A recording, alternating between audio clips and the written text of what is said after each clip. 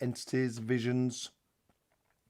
And I was going to give you my perspective. I've chucked healing in there, and I shouldn't have really done, but it does come out a lot when I'm doing a lot of healings and stuff like that. So, uh, you know, we'll go into that a little bit about the healings and stuff like that, how I connect with spirits that come in.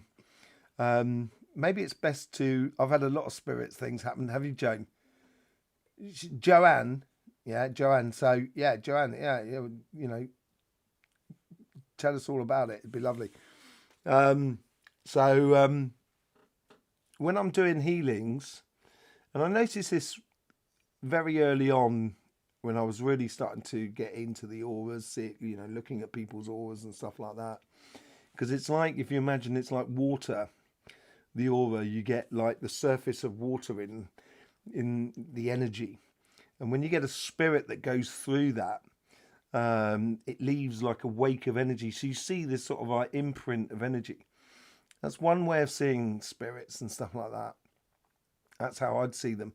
But they're not really well defined, and they're much more sort of, they tend to be very white, and they don't interfere that much. That's one way in which I sort of like, when I'm doing healings with people, that I tend to see. And another way you see this is people will be sitting in front of me, and basically they come through the person that's sitting in front of me, and they completely change. The person completely changes, and then all of a sudden it's like I'm looking at a completely different person. And so then and there's telltale signs as well, which most a lot of people can get, like odors. They tend to be quite prevalent as well. Odors and sort of ticks in a way of people. That's how they sort of like make themselves known and stuff like that. So sometimes, they come through, and now, I've had it. It happens at least once out of two times, and I'm an administrator, so spirits tend to sort of. They don't tend to sort of like mess around with me in a way, not in a nasty way, because I don't think they can do anyway. Sometimes they can present you in a really nasty way, and I'll go into that in a minute. But other times they can just sort of, they can just sort of, sort of come in almost as sort of like as a sort of saying hi sort of thing from a distance, and not really getting involved. But the ones that comes through the other people, through the people that are sitting in front of me, they tend to be stuck a little bit between two worlds. And that's where I put on my administration hat. And, and it's what in France they call it a passeur des âmes. So you're passing spirits, so I tend to do that. The thing is, I don't take that much, I don't try and ask too much advice from those sort of people. Simply because that they are, they tend to be a little bit squashed between two worlds, and they need to go and discharge their life, as it were. So that's mainly how I sort of interact with sort of spirits. And there's one time, this one person I was with, and the person that came through, it was more their demeanor than anything else, and it was so striking. That the sort of personality of the spirit that came through, it was so striking that the person in front of me sort of kind of going, "Oh right, that is that person in my life." It's absolutely, we were talking about particular things that went on in that spirit's life, which coincided with what the person I was healing with and stuff like that. And obviously there is that passing of the message, how you doing, and everything like that. But most of all, it's a case of making sure that they're going to the right place and they can find peace more than anything else. So, that's the main sort of ways, certainly through my healings, in which I have the experiences with sort of spirits. A couple of sort of things coming in on the comments here. So it's Joanne. I saw both my parents the night my father passed away. Yes, Joanne. Right, yeah, Joanne. Okay, yeah, now, how many of you out there have had that experience where people tend to, they sit upright and they kind of go, oh my mother, my father, my uncle, my mother, my auntie, my brother, how many people have had that experience of kind of going, wow, I just had this clear vision. I get it. I get people telling me all the time in my healings. A lot of people get that. I've had many experiences. So Lynn, you've had a lot of experiences with spirits. Excellent. So, anyone in particular that sort of like really was more striking than others. But people tend to get that. I'll explain how I understand the passing over process of a spirit. Okay, so when this parrot is no more and it no longer exists, I'll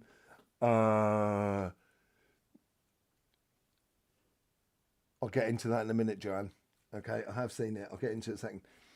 When we're ready to move on from this life onto another one, or at least go through the Akashic libraries, drop off all the information that we've done, and choose another life. There's this process where the energy sort of like collects all the auras together like that, and then comes around your central point, and then you become like a orb of energy. That's the best way to describe it. And your guides then start circling your orb of energy, which then creates that tunnel of light that we have that perception over. And then we sort of, it's more like a little tube of toilet roll in a way. The lights are going so fast around us that we appear to be heading towards the light, and we are. But if you look behind you, and which I was doing when I had my NDE, it's sort of like you got this sort of scene that looks, it's like a round circle of a scene in a way of what you're leaving behind. So then the route to get up there, and then you get your guys that are all installed up in the Akashic library, ready to do the discharge, and then the spirit it appears to be like a lunar cycle. They have a lunar cycle where they can say goodbye to everybody. And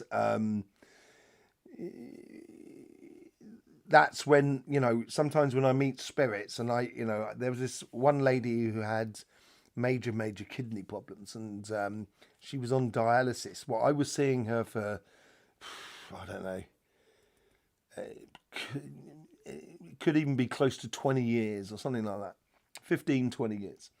And, the dialysis people in the hospital were quite amazed that she managed to actually go that far.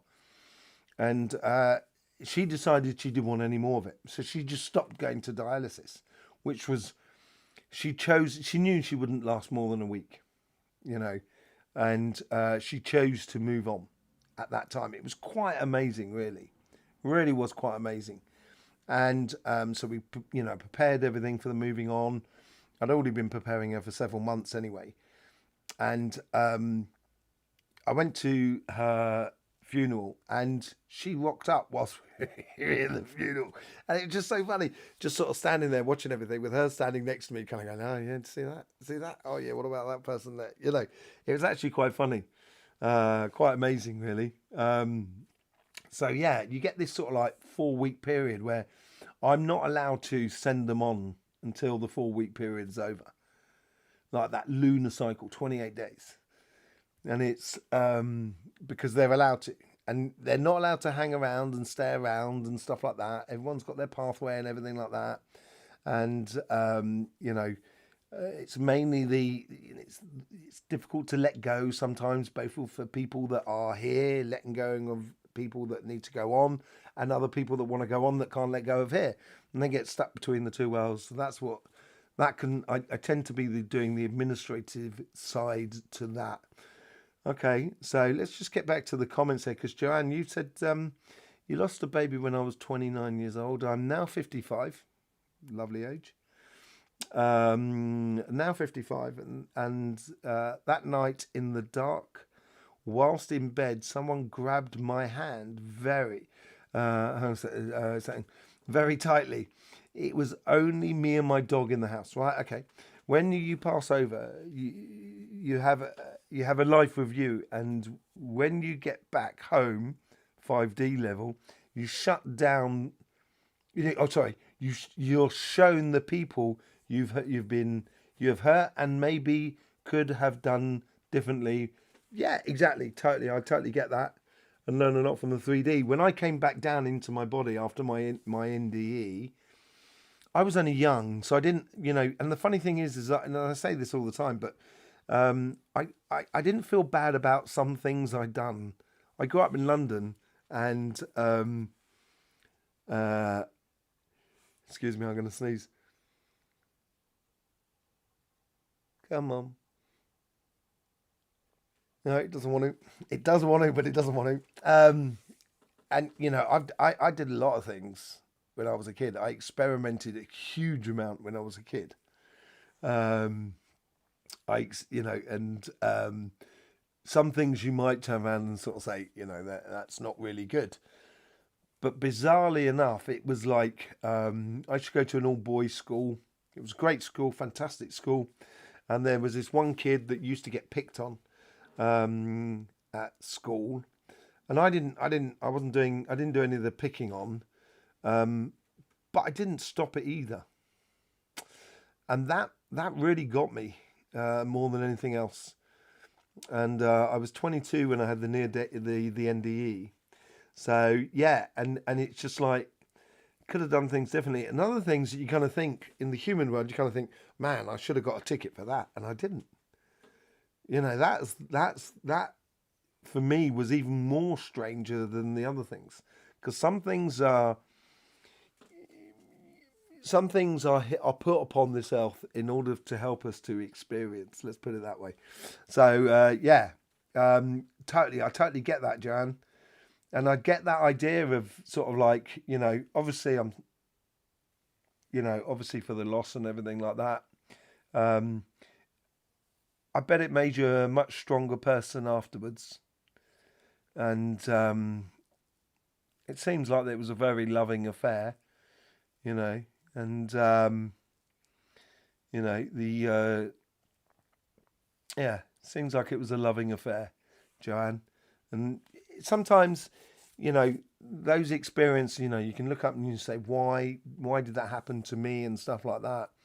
And yeah, and it is can be quite hard and quite traumatic and stuff like that. But there's always a good side. And as much as you having to go through it, that person or that spirit had to offer themselves up in a way, knowing that was going to happen, so they wouldn't get to experience a life with you. So they, you know, certain it seemed to be losses on every sort of front, but at the same time, I think, Joanne, and you're probably not the same person today if you hadn't had that experience. And as much as it obviously can be quite painful and stuff like that at the time, or maybe even now, I'm sure actually it was a godsend in a way that it actually brought you a lot to you. Okay, so let me just see. There is another one. Hang on a second. Right. Okay, so there you go, Joanne. I've seen you send on another comment. I'll get back to that in a second. Most felt great to be around one. Most felt great to be around, but one in particular. So you're talking about spirit here. Okay, came around the corner at full speed, blacker than black, and almost bowled me over as I opened the door to come into a house where you lived in. Right, okay. So yeah, did you? I've had spirit. Did you feel threatened by it, Lynn? Did you feel like Did you feel threatened by it? I've been threatened many times. Some spirits. I've been in houses where there's been a spirit trapped there for. It was a 9th century chateau over here in France, and they were just having so many problems trying to renovate the house. So I came in and doused it and sorted the place out. And I came across this young girl who had been trapped there I think, for like about 400 or 500 years. And the thing is, spirits they don't know time like we know time. So it's a bit like Groundhog Day. They keep repeating. Once they get stuck, they keep repeating the same day over and over again. And the thing is, that can really turn the spirit of someone. Can really turn the spirit of someone. This after the third or fourth broken leg of the people trying to renovate the place, that's when I got called in. I had to deal with this spirit, and and I learned then, actually, at that point there, that spirits can't actually do anything to you if you do not want them to. And well, that's my experience. Simply because I have something that they don't have, and that is that. I have the physical form. So I have way much more than whatever they could even throw at me, But then, it takes a lot to muster in energy to move a book off a bookshelf and stuff like that. It takes a lot. I've had a lot of those sort of experiences. When spirits try to contact you, they start with clicking in the room, and then that's when my fingers click. They're not clicking at the moment, but they only click if I start working. So I'm doing all of that. It can't do it. So I'm thinking of someone now, just doing on the healing front, just a young man like that. As soon as I do, there you go, starts clicking away, and you get that sort of sorry about that. Thank you very much. You get the similar sort of thing when when you're talking with sort of spirits and stuff like that. So yeah, one of my favourite experiences was my uncle coming to see me and thank me for the yellow roses I placed on his grave on the day of his funeral. Oh, that's really nice. Lovely. Yeah, there is that whole sort of like saying goodbye period where, spirits do turn up, as I was saying. Yeah, beautiful. I couldn't go to one of my nan's funerals, and I've apologised to her many times about that. And I just sent one white tulip saying, "See you in the next one." So yeah, there's beautiful, lovely, emotional things that can go along with it as well. Okay, Joanne, I'm a very strong person, been through a lot. My boy will be watching over me. Well, I'll certainly be cheering you on, I think, because that's what they do, don't they, spirits? They cheer us on. They're not our guides. I think we need to be very clear about this, because you can't work a system like that where your grandfather could be your guide. But yeah, and they can't protect you really. That's what your guides do. That's what your job is with your guides. That's why being at one with oneself and stuff like that. But they are going to be your biggest fans. They're going to be sitting in those seats looking down at earth kind of going, "Come on, John." You know what I mean? And I'm sure he is. I'm sure that spirit is. Be watching over me. We both decided that we both wanted to experience this in this lifetime. Exactly. At some point, we've all got to go through an experience that we might, you wouldn't experience anything if we wrapped ourselves up in cotton wool. It wouldn't work, would it? So, and I'm convinced of it, Joanne. I've just the sort of general sort of like vibration, the feeling I get from you. You're looking at life straight down the barrel, and I like that. I don't think you're flinching away from things, which is beautiful. That's the only way to experience it, really. Head on. Head on. Parry, lovely Parry, so good to see you. I haven't seen you for a few days, Parry. Hope you're doing well, my love. Hope you're doing well. It's always lovely to see all your comments that you do, Parry. Yeah. I've also had many different types of miraculous occurrences happening in my life. Excellent. That's really good. It's a part of the learning to live and love and care for the well-being of our world with peacefulness. Totally. There is miracles that happen. Absolute miracles that happen. Or a lot of times. And it does make us realize that we're part of something that is far greater than just us. And being part of that family feels good, and it wants, it drives that whole idea of wanting to be more part of it and doing more and stuff like that. But yeah, Parry, totally get it. Um, yeah, okay. So yes, I did. I actually had to jump out the way. Did you? You get that a lot. Yeah, it was an absolute force and was not there to play. All right. Okay. Yeah, I see. I've had this with spirits. Some spirits they just come in like that, and they come up. You know, if you think about the worst horror movie, they sort of present that as if to sort of like sort of thing. And I just pull out the lighted stairwell. Let's just say that the lighted stairs, and kind of no, stop messing about. I'm not having any of your shit, man. Come on in. And the thing is, once you open that light, they can't. They're a bit like moths. They can't pull away from it, and it's like mesmerizing for them. And before you know it, they're sitting next to you. They're sitting here ready to go up the light, as it were, and that's when you can have a fair chat with them.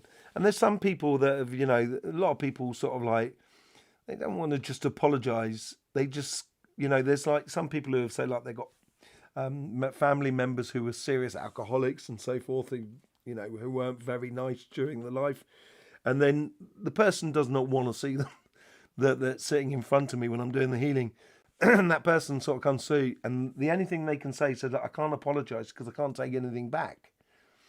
But what I can do is I can tell you I understand a great deal, and I understand things completely differently than when I was alive, and I would love to have, if I had the chance, I would do it all completely differently. And that sort of like, it gives peace to people who might have had major problems with, past family members and stuff like that. But it can be very, very strong, yeah. Very, very strong indeed. So, I'm a Scorpio. This is from Joanne. I'm a Scorpio. I'm pretty strong. Good, yeah, I know, Scorpios. At the end of the world, the only thing that's going to be left is Scorpios. Let's be honest. Let's be out about that. I've had a black entity in one of my houses. Oh, right, okay, and I've lived in. It sat on my bed, and it didn't hurt me, but it was a bit freaky. Yeah, yeah, yeah. They almost want to be part of your life because this is how I feel about it. It gives them a sort of like a depth to the world that they're living. It makes it a little bit more 2D, a little bit more 3D. Sorry. I have a tendency to take those sort of people and go, right, come on then, maybe it's time to move on, and I can help you do that. And the thing is, they can rejoin their guides, and it's the rejoining of a soul basically when you can help someone to pass over like that, and they may have information for you about various things that are going on and stuff like that. Now there is entities as well, which is slightly different for me. If you like, you can get, it's like bad thoughts about people, magic, black magic and stuff like that. You know what I mean? All of that stuff is really childish, to be honest, black and white magic for me, because it's just perpetually going into some sort of battle and fighting against good and evil. And I think everybody's had their day with fighting. I have. You can just rise your vibration above it, and they tend to sort of like stick into here, like vampires in a way, and you can deal with them quite easy, But then that's to do with energy and how you use your energy in order to sort of like make your world a little bit more secure and stuff like that. But sometimes it's just a case of speaking to them and helping them to find peace in a way. And there's multitudes of ways of doing it. As I say, I've got particular ways in which I use certain aspects within my aura. It's like on the right hand side, everybody's got like this recycling bin of energy in a way.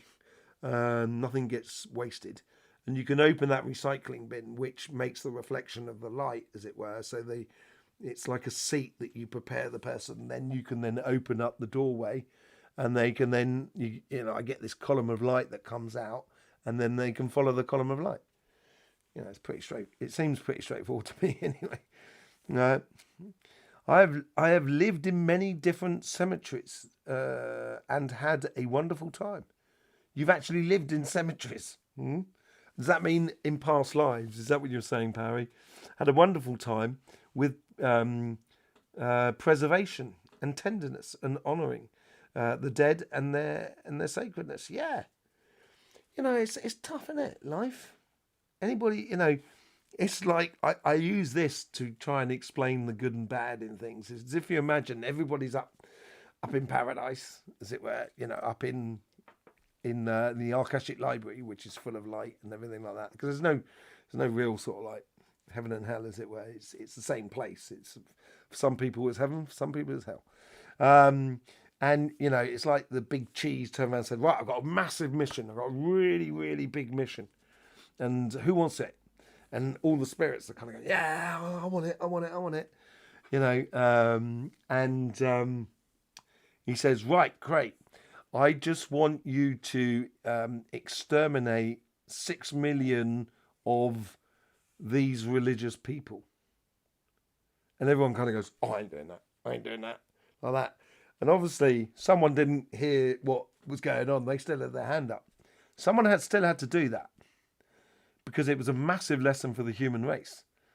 Obviously, I think it could be done in a completely different way. But at that time in our history, maybe that was the best way to get the message across. And it's still holding true to stopping us from doing stupid things like we've done in the past. You know, real brain dead sort of things. Funny thing is, I did meet Mr. A.H. I'm not even sure if I'm allowed to say his name on this. I did actually meet A.H. When I was really young. I must have been about 20. And I was working in a garden centre. And I put him in a tree because I didn't know how to deal with him. And I sort of like, this was back in talking 1990s when they didn't have the internet and stuff like that. So, and he told me he passed away not too long before that in Argentina. And that was just like kind of like, that was just amazing, you know. I put him in a tree and I sort of said, you know, if you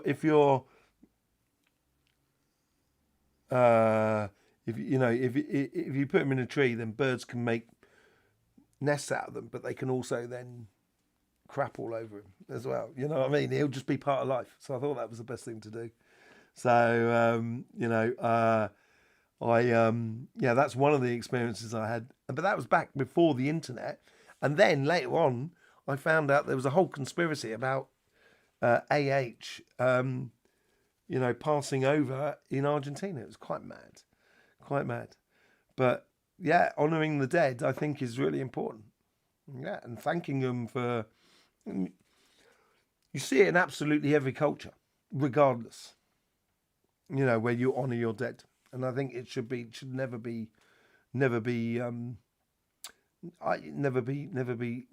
forgotten. You know. No, he's not my guide. I know. That's what I mean, Joanne. I know you know. I got confidence in you. And I'm sure he is as well. You know what I mean? And it's exactly what you said. You know, he really is your biggest fan and cheering you on. I have a wonderful... there was...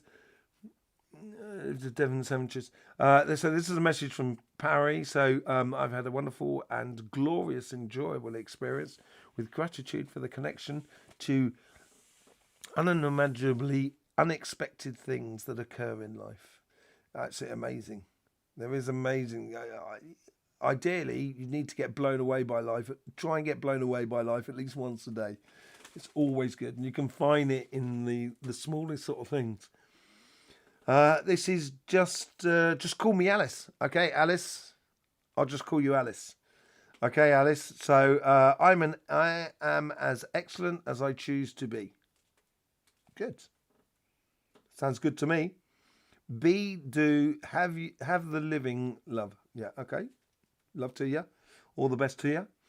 My firstborn was meant to be a twin until he was about 5. he would talk to someone. I'd take out clothes and shoes, and the next day, and he would take out another pair of shoes, and he'd say, "I am too." Do you know what? I get that a lot in healing. Sometimes when the spirit comes through, and I kind of go, "What is going on there?" And often, and you know, like twins run in families. So often, I've sort of like I've been sitting there and I've been having doing a healing session with someone, and and I'll turn around to them and I'll sort of say, do you have twins in the family? Because it seems to be someone who looks very, very like you, but not of this world, and more often than not, they come back and say yes, and I'll say okay, and I explain to them, and people more often than not, they know. They just kind of go, do you know what? I've thought that all the way through my life, and it helps them to. From my side of the healing, it helps them to fully embody their body and life. You know, really is. Um, so yeah, so I can totally get that with twins and stuff like that. That obviously both of them didn't make it through. How it works is when a woman is pregnant, for the first sort of like 4 or 5 months, for the first sort of 3 or 4 months, well, for the first 3 months really, you can't. The spirit, there's not enough of the body to fix itself in the body, if you know what I mean. And after 3 months, it can spend longer periods of time within the body. And then as time goes on, and what happens is that if you imagine there's normally should be twins, but there's only one body. So you get two spirits spending time, different times in the body. And then eventually when it comes down to birthing, it kind of goes, okay, that's the one that's birthed. And the other one kind of going, where's my connection? And that's where it can create problems. Not, it's usually the most touching of things. Lynn, completely get that. Most touching of things to, experience. No, in my 20s, I choose to live homeless and not having a plan or a safety place of peace and comfort. Oh, right, cool. Parry. I understand that. I did not quite a similar sort of thing. Well, I don't know actually. I did the similar sort of thing when in my 20s, but it was to stay down on the west coast on the beach. So for the whole of the summer, I found the best place to rest and be safe and secure was in an old unkept cemetery. I can imagine that. No one's want to go there, are they? You probably started, Parry. Are you the one that started all those rumours about that that spirit in the cemeteries? Is it your fault? Is that what scared all the kids? Yeah, I can totally get that. I have no problems about that. Being in cemeteries, love it. Yeah, I do find them a most peaceful thing. And when you're looking at churches, you get ley lines and everything like that crosses on the churches. But you also get, because over in Europe, you usually get the cemeteries are detached from the actual church. And you get this line, this energy line that goes between the cemetery and the church, which is the line of the dead in a way, But yeah, fair play to you. Where was that? Was that in the UK? Where was that in the UK? Was that in those cemeteries? But I can totally understand that. And choosing that experience in life is obviously, it's obviously part of a karmic lesson or maybe a karmic understanding that you were going through, at that point. Very interesting. So yeah, pretty amazing, Parry. Yeah, too right, Joanne. Learning to live with what I needed versus what I want. Very interested in the wants and the needs. They go hand in hand. Exactly. Less is more. I'm finding it now. Yeah. I think we can say that because we're not 20. Maybe. I'm only thinking. When you're 20, you want everything, don't you? And it's only the wisdom. This is why families are good and everything like that, and staying in touch with people and just helping the transition is the ultimate joy, I think, within families and stuff like that. I've also lived in isolated swamps and other places. You really are causing a lot of myths going on, aren't you, Parry? Excellent. Okay. Lived in swamps and other places that would scare most people. It was a very interesting experience. I bet it was. I bet it was. I bet it was an experience. Yeah, I love doing that sort of thing. Putting yourself in a situation that you're kind of going, I'm really going to learn something here, and you learn something about life that's completely different. It's not the dead to be frightened of; it's the living. Yeah, too right. Exactly. You're in the US, so yeah. Okay. Well, yeah, I don't know. I can only hope it was nothing like the cemeteries that you can get in the UK, because living in cemeteries in the UK can be quite cold. But I hope it was in a warm place. I only did that on the west coast of France, just to stay at the beach a little bit longer. And I wasn't staying in cemeteries. But, I can sort of like vaguely understand that. Yeah. So, spirits. What about entities? What about visions and stuff like that? Do people get that with entities? Do you get that with sort of spirits and stuff like that? I often see spirits wandering around, and it's like energy. They wander around in the periphery of the view, of the vision. It's not because what we actually focus upon is part of the 3D, physical world. And anything we want to see energetically is all in the periphery of the vision and stuff like that. So I see spirits that wander around and stuff like that. But I have learnt to turn it on and off. It's a state of being. It's like a meditation. Once you learn meditation, once you know meditation, you don't have to sit there cross-legged and what have you. You have to live it, and you can. It's a state of being, and obviously there's different types of meditation as well to develop different types of thinking. And then you can practice the breathing of meditation as you even walk down the road.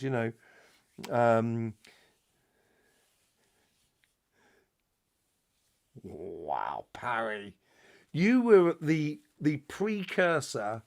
You were the precursor to I don't know what the program's called. When they stick them all on an island and go right, you got to survive. Did they get the game show from you, Parry? Is that what it was all about? And most nights I have someone touching my hair. This comes from Joanne. It's either my parents or my boy. So I speak to them all the time. It's very comforting. Yeah. Speaking on my granddad, I speak to my granddad a lot. And my nan speaks to me quite a lot. Yeah, one of my nans speaks to me quite a lot.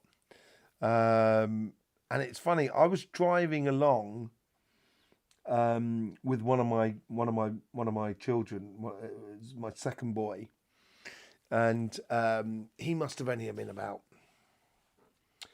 He must have been really young. Must have been only about 4, and he'd never met my grandmother. But my grandmother had a very, very particular Bear Grylls. Yeah, totally.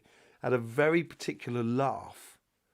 More than anything else, had a very particular laugh, and that particular my son. I was thinking about my grandmother, my nan, and my son just started laughing like my grandmother, and I don't laugh like her. None of my family really laughs like that. My dad does, his grandfather does, but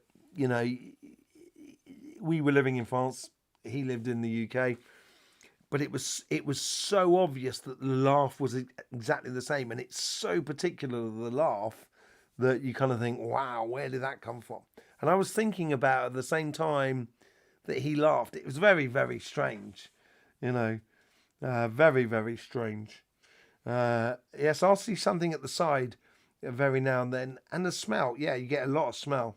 I get my arm and my hair touched often. This is it. There is certain things that it's almost because I think because we've got, you're very sensitive about, I'm sensitive about my hair, as you can well tell, but we're very sensitive about our hair, and you know what I mean, and about our hands. It seems to be, very sensitive points. Like, for example, when healing, we have magnetic cells at the end of our fingers, and then you have like your nadis in the middle, which is like a mini chakra in a way, and so it makes it highly sensitive, and so this is where we do to get a lot of that, people contacting us by sort of like feeling it. As I say, sometimes there's as I say, I'm a bit of an administrator, and spirits, they like to announce themselves before they come and see me. Not that I'm nasty. I'm not a nasty thing, but they tend to announce them. They knock on the door. So they do a lot of clicking and stuff like that. And then it sort of like comes in. And then we can sort of like open and have a chat and stuff like that. But yeah, you do get a lot of that. And a lot of the standing at the end of the bed sort of scenario as well. Or by the bed and things like that. There's a lot of that. I get that all the time, the people talking about that sort of thing. So it's being attentive. There's one coming through at the moment, actually, funnily enough. We'll wait and see what happens there. Yeah, so being sensitive to the moment, I think, is really really important. Well, it really helps, to and this is it. And as I say, like, we've got the physical body. It's difficult for them to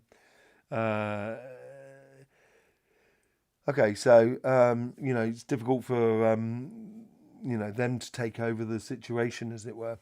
Okay, so there are no coincidences. No, there is no coincidences, Kim. It's synchronicities. I think it was you told me that as well. Because I say there's I was sort of saying the coincidences at the moment, but you said there was no coincidence and there was only synchronicities. So someone said it anyway, and I totally get that idea. Lovely to see you, Kim. I didn't have any plans, equipment, or any advanced knowledge of what I was doing in my life, unfolding in the mystery of the moment by moment. Fantastic, Parry. Yeah, totally. That's the experience, isn't it? That's where learning happens. Lynn, question: can anyone see or sense spirits, or only if you're open to it? I think if you're open to it, you're more likely to question whether that was a spirit. For someone who's not open to it, they may just kind of go, I don't know, what was that? I caught something out the corner of my eye, and they won't go any further than that. I think you've got to be inquisitive about it as well, and energy, because it's all based on energy. The only reason we can see the spirit is because they're imprinting their magnetic field on the energy that is the magnetic field around us. And so an energy will really only allow you to see what you're ready to see. And sometimes it's a bit of a surprise. So people can, open up that capacity overnight. And, for some people it can be very traumatizing. Some people, it's difficult to get over it and get their head around it. But for others, it's there's one thing at the moment, with people, there's a lot of things with people standing in doorways or sitting on stairs and stuff like that. It is always a place of transition between one thing and another. That's what I seem to have sort of get. So I think, can anybody do it? Yeah, I think anybody can get involved with energy. I've done my workshop for hundreds of people over here in France, and I've helped people to develop a lot of their energetical tools, be it intuition or visual or audio or healing or whatever. And there's very few people who don't actually get it or can't get it. You know, I haven't met many. So I think, can anybody do it? Yeah, I think pretty much anybody can do it. It's like anybody can build a house, but it's like Parry. You know what I mean? You've got to put yourself in there and experience it, knowing I know nothing at the moment. But as soon as I start doing the experience, I will learn a lot, and I will learn very quickly. As long as you've got that engagement within you, you know, I think it's something that you can develop most definitely. But I think there is obviously some people who are they're more gifted than others. I think, but I don't think it's like a you're not allowed to and another person is. I don't think it's like that as per se. I just think that's what you've got to do in that life maybe, you know. But it is being open to it most definitely. Animals pick up very easily. Oh yeah, they certainly do, Joanne. They do. They pick up on it enormously. You know, sometimes I thought we had. I had a friend who used to live with us, and she had a like a beagle sort of thing. And sometimes the beagle, and this was many years ago. Well, I was still in my early 20s. Um, but she had a beagle that used to bark. And sometimes you just kind of go, "What are you barking at?" And it, you know, and it took time to work it out. But yeah, I totally get that. Animals totally, yeah, but because they don't clutter, they know how to not use their mind and listen to their body. That's what the difference is with animals. And they don't have the similar sort of third eye that we have. It's much more built upon fight and flight. So they're very much more sort of like you know, sort of like on the edge of energy constantly. Pleasure, Lynn. Pleasure, Lynn. I hope that makes sense. Yeah, but you certainly can develop it, and there's no reason why you can't sort of like start helping spirits to pass from this world to the next. It's, you know, it's if you enjoy it, that's the thing. It should be fun. If you start getting worried about it, that's when the problems can happen. And because you're creating the problems yourself because you're worrying about it, that's the only way it can do. That's the only way black magic or white magic can work, is through suggestion. And then it's the person who receives ends up, you know, manifesting that sort of like thing. So yeah, just in, more than anything else, enjoy yourself whilst doing it. I think, even as sometimes it can be like, wow, you know. I had as my spiritual energy teacher, when I came back into my body, I was assigned a teacher who basically I'd spent around about 10 years with Shiva. And Shiva is amazing to learn from, because it's a eight-pronged energy front. Shiva has so many different sides to him. It was phenomenal.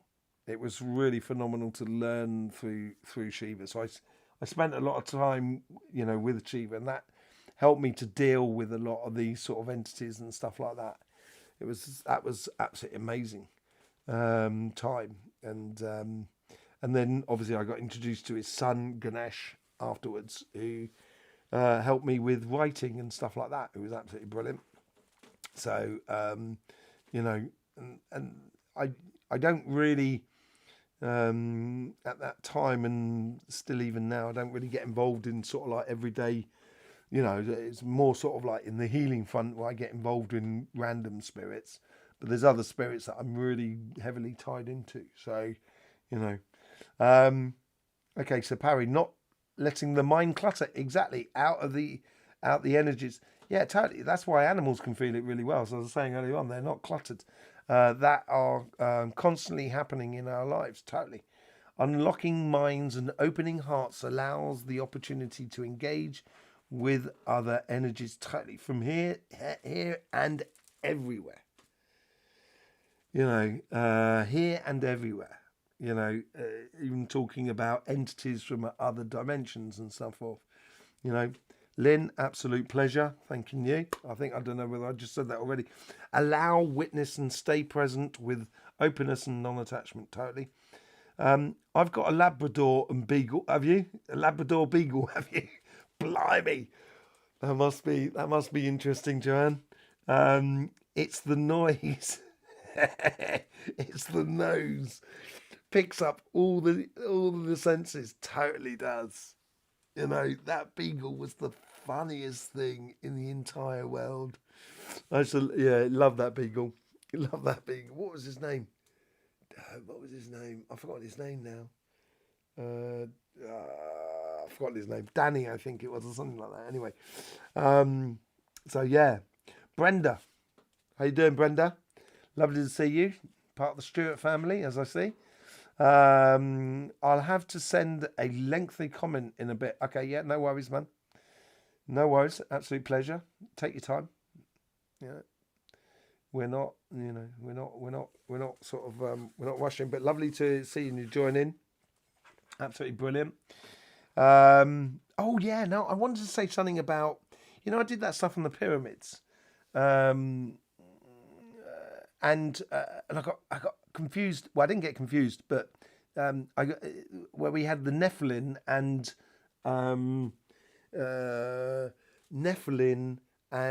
the Anunnaki.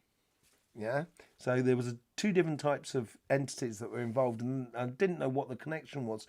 So I did an investigation on that afterwards. I wanted a bit of clarity on that, and I got a funny feeling that the Nephilim could have something to do with Sodom and Gomorrah, and I'm wondering whether the pyramid technology wasn't used like with Sodom and Gomorrah. I think that I just needed to get that out of me, so it's on record, so we got a recorded version of it. So yeah, I think that was really interesting. But yeah, so Joanne, yeah, she's a beauty though. I've got her from Greece. Did you? So you're not in Greece at the moment, then, you're not, Joanne? So because obviously you got that volcano, that's underwater volcano that's kicking off at the moment down there, doing a lot of earthquakes and that. She was locked up for 6 years. Oh wow! And I've had her for 4 years.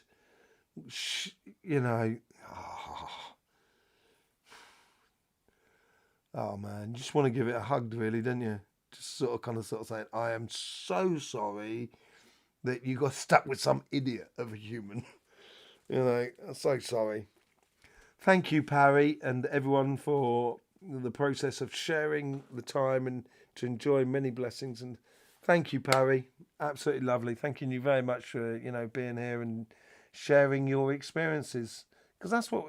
Imagine if we did all share our experiences without worry of being judged, victimized, and everything like that. The moment we can do that, can you imagine how quickly we could advance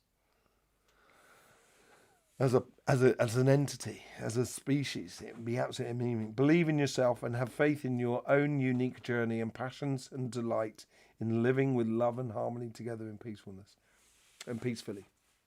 Amen. Thank you, Parry. Really love it. Yeah. So, yeah, dogs, animals can definitely feel it and so forth.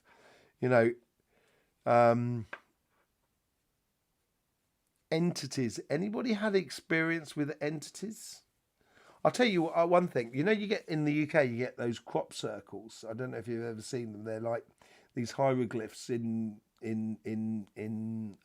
wheat fields and stuff like that. And every year I used to go exploring them.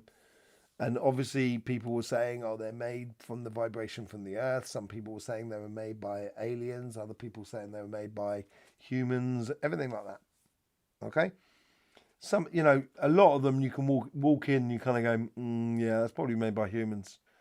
I can't think aliens would be that lazy to get it wrong or get it not straight. You know what I mean? Sort of thing. So, but at the end of the day, when you draw a form, like I was talking about with that pyramid stuff as well, with the somatic things, when you take a form, you are making an imprint of a vibration upon that space. So they were always fantastic to go in. And we were on our way to the beach, and we were in a convertible car. And this was, wow, it's got to be 15 years ago. It was down by Chichester in the south coast of the UK. And, you know, we were driving along. We were driving in this convertible. I had my kids and the mother of my children were with me at the time. And we were caught in a traffic jam waiting to get down to the beach. And I just looking up in the sky, and I could just see this sort of like, ball of light that was floating. And it sometimes it's behind the clouds and sometimes it's in front of the clouds. You know what I mean? And ultimately, I knew the song that was playing on the radio. So I kind of earmarked what was going on in the song and kept a night. So I had a notion of time. And the song went through. So it must have been there for a good minute or so, maybe even more.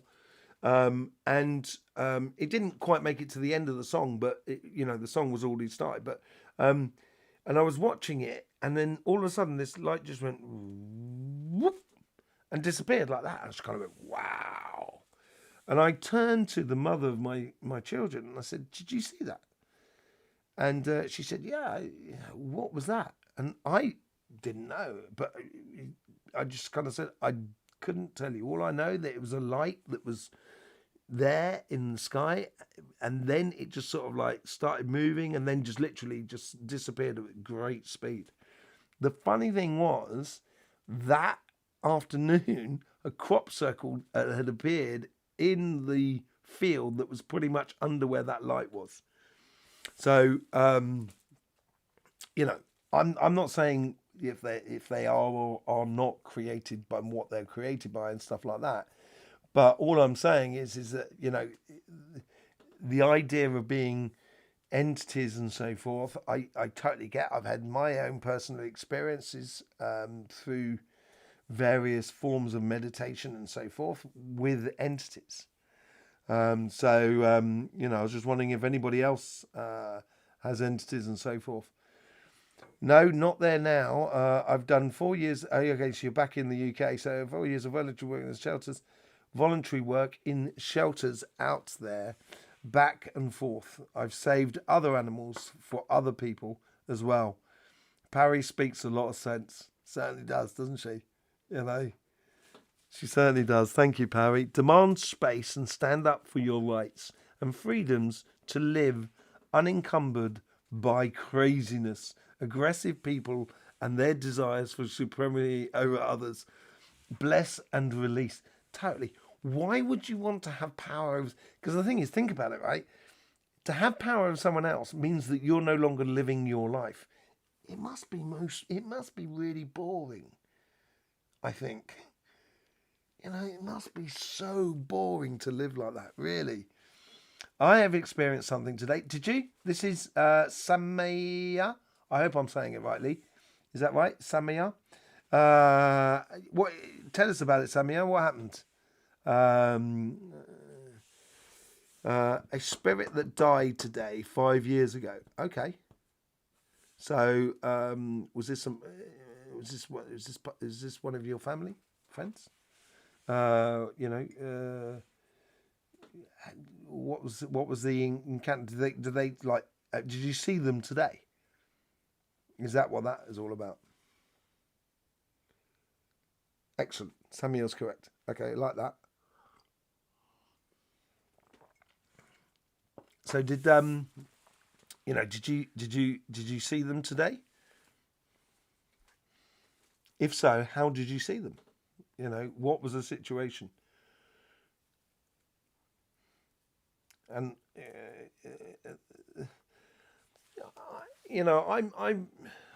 I've lost all my grandparents, of course, as you can well tell, because I'm a spring chicken, me. My grandparents have moved on, and one of my nans had Alzheimer's for a very, very long time, and I was really young. Okay, so it was before I was 20. No, it must have been in the early 20s. Anyway, um, I sort of said to my mum, look, I can't go and see her anymore. As far as I'm concerned, Nan's no longer there. And I was only young, as I said, And so I didn't see her for like 3 or 4 years. And I went and saw her. And I went and saw her, and she was a shadow of herself, obviously, laying in a bed. She couldn't speak or anything like that. She just had her mouth open and what have you. And her eyes were very wild, let's put it that way. And I walked in, and she gave me her hand, and she just wouldn't let go. It's very emotional, actually. All right, Nan, love you. And she was, like my ace of hearts, and she just wouldn't let go of my hand, and I held onto her hand. It seemed like for hours, and then within a few days she passed away. And it's, do you get that? Do you get that? That sort of thing happening with you guys as well? Because I get that a lot. I explained as well when someone was dying how the process, the thinking, how that, how their energy sort of like collects into a sphere, as I explained earlier on. And they were present when their husband, it was, moved on, and her husband's best friend was in the room at the same time. And I hadn't told any of this to her husband's friend, and her husband's friend. So I prepared his wife for the passing, and she was really happy about it. And it became a really, really joyous experience for her. And her husband's friend explained that he was experiencing exactly what I said. He said it's like he's swirling around in a sphere, and that sort of thing. It was quite amazing. Yeah, do you get anything like that? Tom, you are so sweet. Oh, thank you very much. I'm not really. I don't know what I am. You know what I mean? But thank you very much. It's very kind of you, and thoughtful with your work and continued support with all. It's a joy. It's an absolute joy. Seriously, it's an absolute joy. Sometimes it feels equally cursed and blessed, as you will well know, Parry. But yeah, I wouldn't. It's been an amazing experience. I think I've got a best-selling book when I get upstairs to put in that Akashic library. I've really, really, I felt like I've really, really lived it. Okay, so let's get on to some other things. Samaya, Racha, is that how you pronounce your surname? I've lived in a house from 1874. Now, hang on a second. The house is 1874, right? Okay. In Italy. Okay, right, yeah. This is it.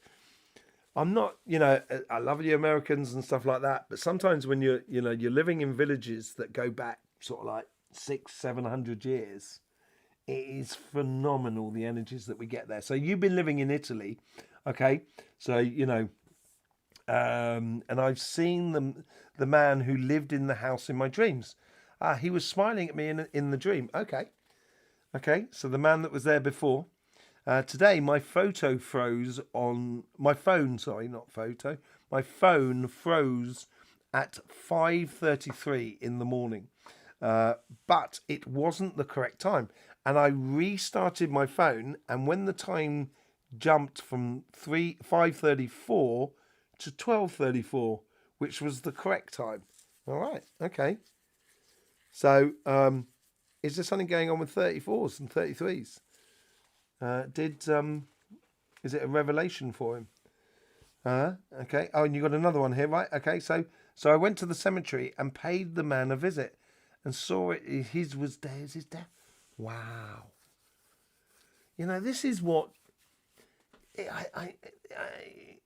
who was saying it earlier on? Was it you, Parry? Who was saying you should respect the dead. Totally get it. And I do crazy stuff like that. Well, I don't think it's crazy. I do stuff like that as well, somehow, and I think it's a really good thing to do. Was he good with you? Was it okay? So I went to the cemetery and saw this, and it was the day of his death. Life with Lewis. I'll get to you in 2 seconds, my friend. Lovely to see you. His cousins live in the village and had the same dream. Did they really? And okay, so 5:33 was the time of his. Wow. So, did he give you a message? Did he sort of say that's not how you cook the pasta, right? He's probably grateful for your energies of the treating of the house. Yeah, it's probably very true. You know. So, excellent. Wow. You know, there's got to be the house. The house is connected to the kingdom of Italy. So that's the royal family of Italy, I guess.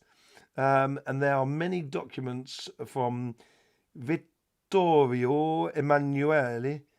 I guess that the third. Oh, is that the one of the kings of Italy? Is it? Right. Okay. So maybe was he a king of Italy then, or was he like a viscount or something like that? Did he bring any sort of messaging? I think it was. I think Parry's probably got it. They tend to sort of like. Sometimes I have to go into places and explain to people renovating a house that they've got to. You can't just go in and smash it in. You've got to realise that you are part of a story that is not just about you. You're just doing a chapter within the story of that house. And I've been in houses that are 300-400 years old. I've renovated houses that go back to the 18th and 17th century. And there's a lot of history going. There's a lot of energy going in there, and so there things need to evolve, but you need to do it in a very respectful way. And I think he's probably saying that the house was part of a factory. Oh, right, okay, where they made ammunitions from carbon. Right, okay, fine, fair enough. Was he trying to excuse it and say sorry about that? Didn't want to make all those sort of things. So the house was part of the factory. So do you feel that? Do you feel that sort of and can you smell it sometimes, and that sort of thing? Henri de Thierry. That's a bit like that footballer Thierry Henry, but Henri de Thierry was the one who built the house. Okay. Wow. Did he give you a message whilst down there when you saw him down? You saw him down at the down in the cemetery, didn't you? Did he give you a message? It'd be nice to know what sort of message he got you. Just popped in, so I've missed the first part. Have you really? Life with Lewis. Lewis, have you missed the first part? It's all right of the discussion. But I saw my brother the night that he died in a plane crash. We were talking exactly about that sort of thing, Lewis. He woke me up, calling my name, and I saw him kneeling next to me. Wow, it's really good. It's making that beautiful energy. That's a real good connection there. Sorry to hear about your brother, obviously, but I asked exactly that sort of thing. I get that a lot in my healing when people sort of say, I've been trying to get over the passing of a member of my family and the day or the night that they passed over. For some reason I could see them, I could smell them. It was almost in a dream. They came and saw me and they sort of shook me by the hand to sort of say goodbye and everything like that. So yeah, Lewis, totally get it, totally understand it. Working with spirits and stuff like that. There is a lot of that. And half of my job is, in the healing front, is a little bit like that. It's just tying up loose ends for people. So that's part of the healing process. It's part of the, what do you call it when you're in mourning? It's part of the mourning. And mourning, it is like the morning. It's like waking up to a whole new day because of all of that. So. Okay, yeah, I totally get that, Lewis. The house was part of a factory. The man helped me get a job in Tuscany. Really? Excellent. Wow, he works for the local job office, does he? I'm now in a village in the mountains. It's called Santa Maria del Tajo. Oh, Taro. Nice. That's obviously, is that the Santa Maria of the Bull? Would that be? Uh, you know, you don't have to be sorry, Lewis, man. There's nothing to be sorry about. It's not a worry. It's lovely to see you here, my friend. Definitely watch the first half. Yeah, it will be out later on. I do delete these lives and then release it as a video because YouTube takes off a lot of my views from the lives. They don't count them afterwards. So I lose roughly around about sort of 70-80% of my views. So I usually just leave it for a little while, then I'll delete it and then I put it up as another video. So if you want to see the first part, Lewis, you'll see that when I reload it up later on. But yeah, it's I was talking exactly about that whole sort of thing of people saying goodbye and stuff like that. The man who died, and so we're back to Samia. The man who died 5 years ago is named Vincenzo Agazi. And the boss that hired me looks exactly like him, right? And the town, the job is called, oh wow, San Vincenzo, Vincenzo. I got a job as a chef, cooked in a 5-star restaurant that's part of a luxury resort. Fantastic, excellent. This is it. That you've got to be in it to win it. You've got to be trying to create your success or open the doors of possibilities within life. The moment you do that, that's when you can open yourself up to experience as such, so you can, so you could open the opportunities of working and getting a job and stuff like that. And people, as Kim says, there's no coincidences. That was for you, this job. So that's absolutely brilliant. I'm really chuffed. We'll all be coming over for a meal at some point, Samia. Okay, sounds lovely. In Italy, I've only been down to as far as Milan, that sort of way. But yeah, we'll all be over for a lovely meal. I'll bring some parsley. Be absolutely brilliant. Just touching on a similar sort of thing to Lewis, when I started doing healing, I sort of vaguely contacted the healer that was already in the village, because over in France, you often get, in a lot of the villages, you get someone who does hands-on healing. It's like the old man or the old lady of the village, takes away warts and bunions and that sort of thing. And I went and saw this bloke, and we shook hands and stuff like that. There's a whole. I've told it before, where I was told by energy that I couldn't go to people. People had to come to me rather than me going to them. And I was told about this person who was not in a very good way in a house in the village. Who must have been around about 100 meters from my house, as the crow flies.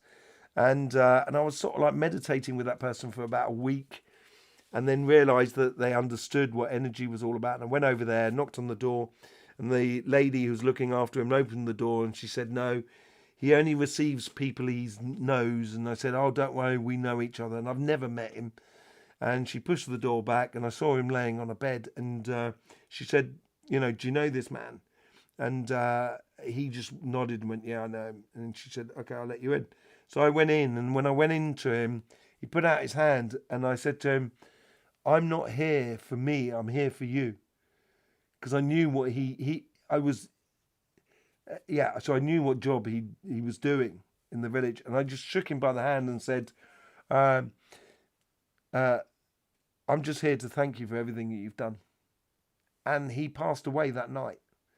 And, there's a lot of this whole sort of like, once we get our head round it, the whole process. And when you look at our ancestors, you know, you go back into the Celts in the UK and stuff like that, and the Greeks and the Romans, whatever you want to talk about, in North American Indians, in Polynesia, in, you know, in Asia, wherever you want to go, in Africa, wherever you go, you have this whole sort of a scenario passing on, sort of thing.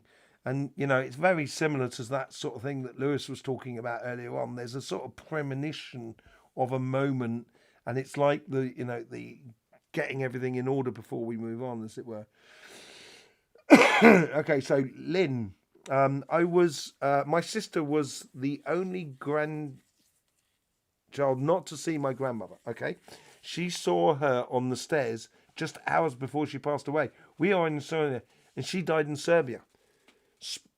Distance is nothing. This is what I mean about talking to entities from other dimensions. Distance is nothing. It is the magnetic connection which is the most important thing. You know, it's we can really push the boundaries. Okay, Samia, the day that I dreamed about Vincenzo Agazi, he played my electric guitar. He played my electric guitar, and the next month I found a classic guitar that Vincenzo had made, and my last string was broken just like on his guitar. Wow. Maybe you should become the singing chef. Next month, I mean the next day. Oh, right, okay. The next day. Oh, yeah, from the comment before. Okay. Wow. Meant to be then, basically, for you. Everything seems to be working totally in sync there, really. Absolutely fantastic. Absolutely fantastic. There's so much on sort of spirits. I will say now, I don't, you know, some people have come to me and sort of said, look, I'd like to speak to Uncle Harry, please. And I kind of have to turn around and say, I don't do that sort of thing. You know, I'll give you a healing. If Uncle Harry turns up, then fine. Fair enough. I'll have a chat with him. But I'm not just going to start pulling people out of the Akashic Library, because it's not a good idea. It's not a good idea, people. You know. Oh, you left a feather. Nice. I thank you, Samia, for leaving that feather. You know, on behalf of Vincenzo. I hope I'm saying it rightly, Vincenzo. You know, that's nice. Excellent. That's beautiful. Yeah, so I don't tend to, you know, I won't pull people out. I don't do like seances as such, as per se, you know. And you know, if I do contact with people, you know, if they're not supposed to be, if they're caught between two worlds, I'm going to send them on. And when you send someone on, they don't tend to come back in the same way. They tend to come back as that spirit that sort of like sits aside in a way. They don't, you know, they don't interfere, because they understand, because they've gone over to the other side and they know that this world here can't really mix with the other world there, because it would be utter destruction, you know, basically. So, you know, more often than not, I'll be speaking to Uncle Harry. Let's take Uncle Harry or Uncle George, and you know, I'll pass Uncle George on, and passing Uncle George on, I'm sort of saying to George, right, you know, you can't come back and just hang around. You know, you gotta move on, as it were, because we've all got a journey to complete. So, look at that, 23:23. My time says here, which is 11:11. No, 11:23. So, like 11:11, I guess. You know, that's what the synchronicities are all about. You know, but it is amazing once you get into it and become, you know, once we all become a little bit more conscious of what we're doing in life and what we're living around us. can open up a lot of doors of experiences with spirits and stuff like that. You know, and the more and more we work with energy, the more easier it gets. I think a lot easier to engage with the world around you in the greater sense, as it were. Okay, so thanking you all for being here and joining in, and all your experiences. Thank you all for sharing. Really do. An absolute pleasure to have you here and sharing your experiences. It helps. I think it helps everybody to understand that we're all on the same. We've all, you know, we have very similar experiences, and it helps us to sort of understand that we're part of something that's far greater. You know. Hey, Margaret, how you doing? Lovely to see you. Let me just get on the other comments. I'll come to you in a second, Margaret. Jan, so the night before, nice, my mum passed away. Ah, did she really? Okay. I hope you're all right. Are you okay? You know, blessings to her and all of that.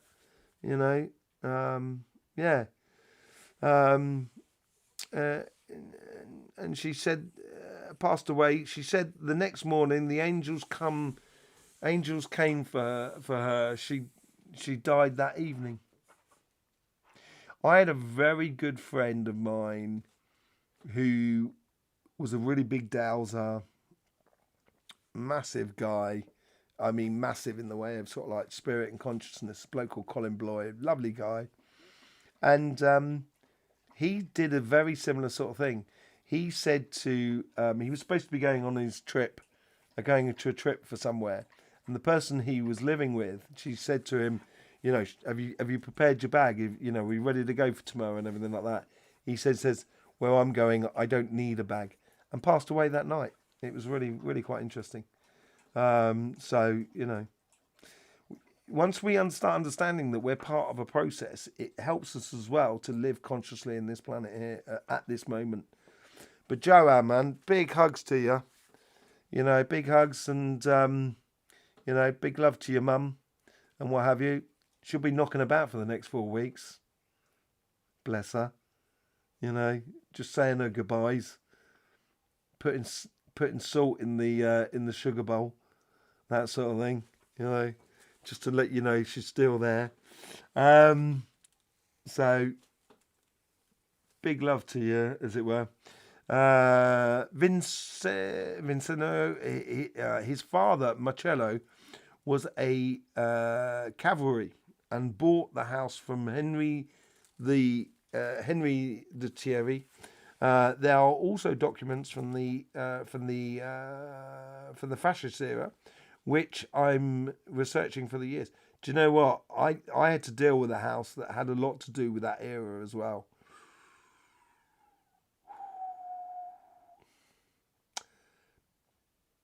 Heavy energy.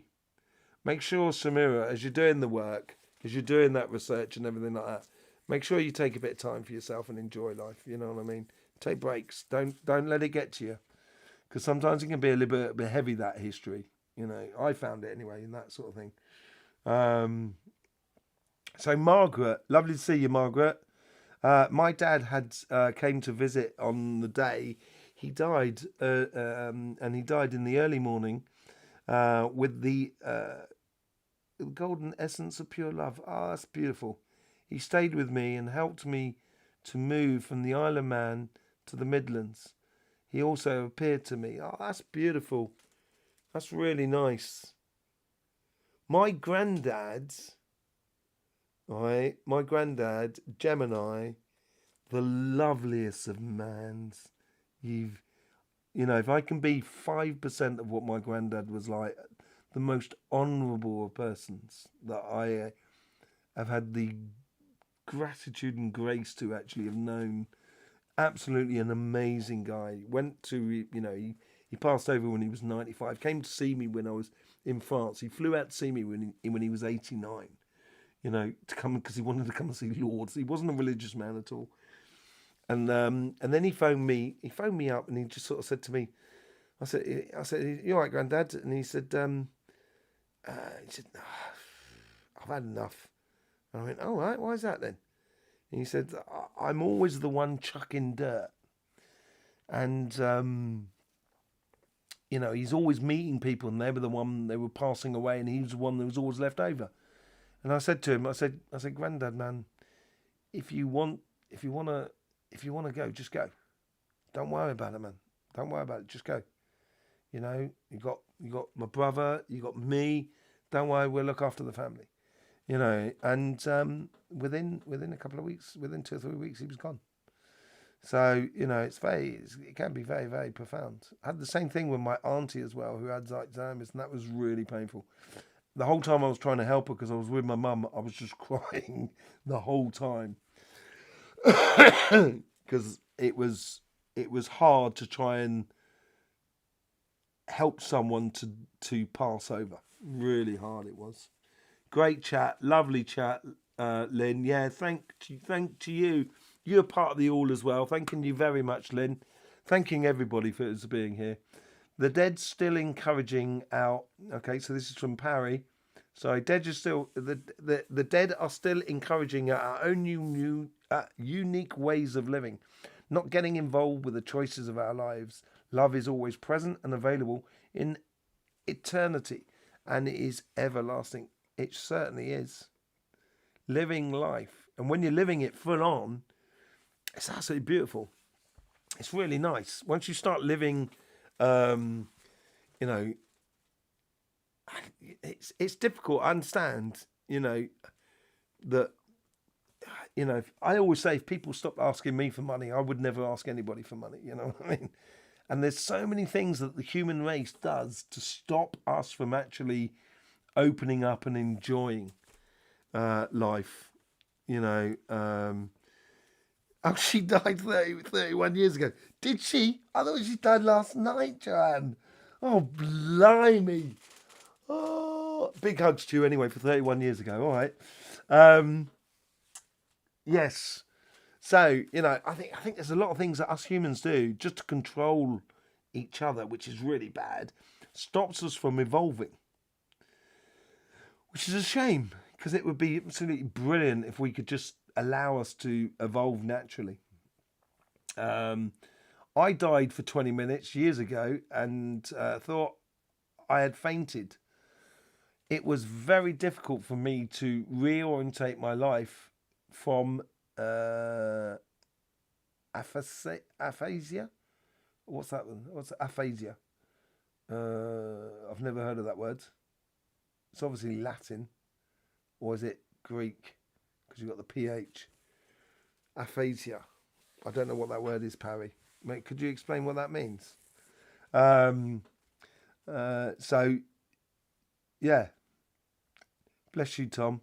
No, she died 30 years. Oh, yeah, she died 30 years ago. Sorry. That's from Joanne.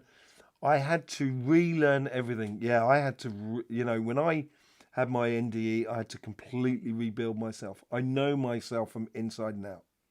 And I think that's why I don't worry. Because I know. And I can get things wrong. I can do things. And then I can quite happily turn around and kind of go, oh, yeah, that's my fault. Oh, my hands up for that one. You know, sort of scenario. And it is good to know yourself inside and out. The last time I saw my brother, he told me to listen to the lyrics of the song I'll Fly Away. Oh, wow. Just a few more days and I'll fly away. Wow. Did this happen some time ago, Lewis? You know, are you okay with it all and everything like that? You know, obviously there was a big love between you and your brother and everything like that, which is fantastic. You know, yeah, big love to you, man. You know, it's, do you know, the funny thing is, I hope my brother's not watching, by the way, because I've never told him this and I'm not sure whether I should say it. You know, I was worried about my brother for some time, for a long time, because I saw things and I was very worried about my brother. So I understand, you know, Lewis, am I getting it right, Lewis? Is that the right name? Am I saying it right? I hope I am. Yeah. Do you speak to him still, Lewis? You know, do you converse with him? Do you feel like he's there supporting you and everything like that? Like all good brothers do, we support each other. 6 months. Okay, so we're moving on to Samia. Tell us about that. Give us, tell us, Lewis. 6 months ago, before I moved to Santa Maria de Tora, I lived in Milan. Okay, I experienced a ghost light. I have filmed the light, and when I touched the light, it disappeared. Yeah. It's like when you look at it as well, it tends to disappear as well sometimes. You see a spirit out the corner of your eyes. You look over there and you kind of go, it's gone. The best thing is you've got to train yourself not to look at it. So basically, what you're doing is you're retaining your emotions, your energy that sort of like could shoot up and all over the place, which allows the spirit or the entity to feel at ease, and therefore they can show you a lot more. So I tend to, when I see something, I tend to sort of like, I don't look at it. I just kind of go, right, okay. If you want to come and say hello, come and say hello, but come and say hello in front of me. Don't, step behind me. So thank you, Kim, as well, and everyone who shared their experience. It's been a wonderful chat. Yeah, it has been absolutely beautiful. This is what I envisioned for the Astroflower family. It's the sort of thing where we can connect and help each other through our experiences, and a place where it's okay and it's lovely to share. It was lovely, and so thank you very much, Kim. Pleasure to you. It's lovely to share our stories together. It certainly is. Lewis, I hope you're okay. So do I, Lewis. I don't know when that happened with your brother, but big respect, man. Big respect.